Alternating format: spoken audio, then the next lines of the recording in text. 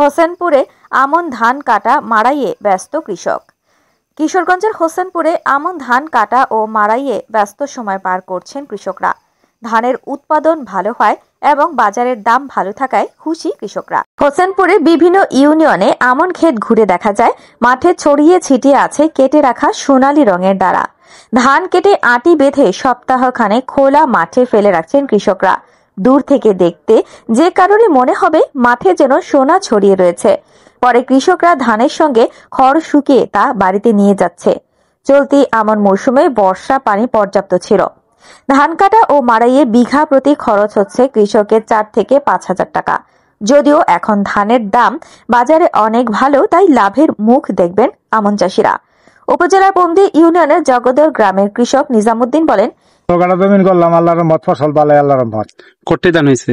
ধান বোধহয় 20-40 পুনের মতন হয়েছে। কামলা কেমন? কামলা তো দাম বাড়তি, 600 টাকা রোজ কামলা। কামলা তারপরেও পাচ্ছেন না? তারপরেও পারছি না। আর জমি কাটাইতেছি 4,000 টাকা কানি। রাখিলে কাইটা দেবো? খালি কাটিয়া আন্যা বাড়িয়া দিব 4,000 টাকা কানি। আল্লাহর মত ফসল ভালাই।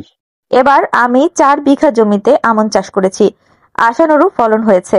বর্ষার পানির উপর নির্ভর করে আমন ধান চাষ করা হয়। আমন মৌসুমে বর্ষার পানি পর্যাপ্ত পেয়েছি। আল্লাহ দিলে ফলন ভালো হয়েছে।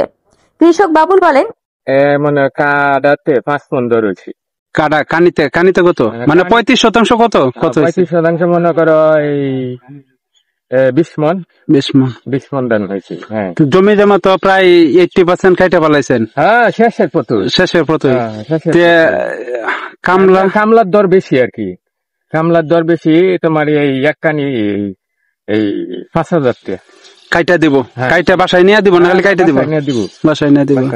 তো এবার ধান খুব ভালো হয়েছে তো? হ্যাঁ, অনেক ভালো হয়েছে। গত বছর তো ভালো। গত বছর। ধান কাটার শ্রমিকরা জানান, ধান কাটার সময় এবার বর্ষা নেই বলে মাঠে কোনো পানি নেই। আমাদের ধান কাটতে কোনো অসুবিধা হচ্ছে না। আমরা 8 জন একসঙ্গে ধান কাটছি। ধান কাটা মাড়াইতে বিঘা প্রতি 4,000 থেকে 4,500 টাকা নিচ্ছি। দিনে 1.5 থেকে 2 বিঘা জমির ধান কাটতে পারছি। এ বিষয়ে হোসেনপুর উপজেলা কৃষি অফিসার AKM শাহজাহান কবির জানান, উপজেলার একটি পৌরসভা ও 6টি ইউনিয়ন মিলে 8,476 হেক্টর জমিতে রোপা আমন ধান রোপণ করা হয়েছে। আমন ধানের ফলন অনেক ভালো হয়েছে। আশা করছি কৃষক তাদের কাঙ্ক্ষিত ফলন সময় মতো ঘরে তুলবেন।